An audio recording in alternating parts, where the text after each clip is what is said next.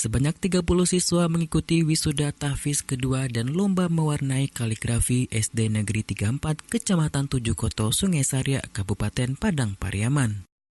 Kegiatan berlangsung yang selama 3 hari ditutup dengan pengumuman juara dan pembagian hadiah lomba tahfiz Al-Quran dan mewarnai kaligrafi. Saskia Fatia Wilson, siswa SD Negeri 34 dengan perolehan nilai 94 berhasil meraih juara 1.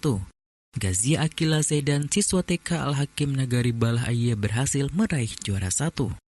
Masyarakat berharap agar program ini tetap dilanjutkan hingga anak-anak kita dapat melanjutkan hingga hafal 30 juz. Afrizal Wali Nagari Balah Ayie mengatakan masyarakat Nagari Balah Ayie, baik yang di kampung maupun yang di rantau, sangat mendukung program tahfiz yang diselenggarakan di SD Negeri 34 Tujukoto, Sungai Saria. Salah seorang wali murid menyebutkan acara ini merupakan kegiatan yang memotivasi anak-anak untuk aktif dan mampu berkompetensi dalam meningkatkan kemampuan hafal Al-Quran.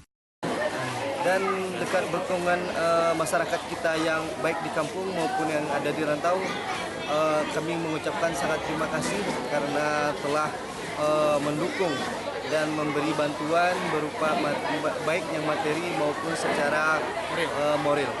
Mungkin untuk kedepannya mengenai program tahfiz ini, mudah-mudahan anak-anak kita, sanak keponakan kita bisa menghafal Al-Quran 30 juz untuk kedepannya. Kita di Dinas Pendidikan Kabupaten Padang Pariaman selaku perpanjangan tangan Bupati dan Wakil Bupati mengurus pendidikan juga konsen terhadap itu. Satu contoh, kita telah mengeluarkan peraturan Bupati nomor 5 tahun 2017 ya, terkait dengan penyelenggaraan pendidikan anak usia dini, salah satu contohnya.